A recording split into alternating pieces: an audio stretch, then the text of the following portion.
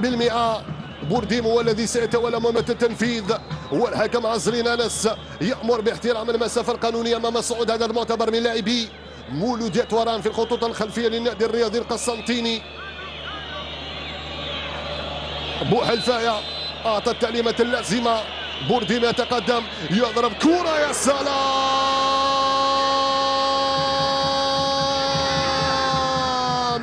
أول أهداف المباراة لمصلحة عناصر نادي مولودية وهران عن طريق بورديم عند الدقيقة 20 قبل تولي تنفيذ هذه المخالفة. كان خلف الكرة عوجان وبورديم، وأنا قلت 99% سيتولى تنفيذها بورديم. نعم، نفذها بورديم وسجل أول الأهداف لمصلحة عناصر نادي مولودية وهران بعد تضييع كم من هائل من اللقطات ومن الأهداف. شوف الكرة، شوف التسديدة فوق الجدار مرت وفي الشباك اهتزت واعلنت عن اول ضربات هذه القمة في الزاوية 90.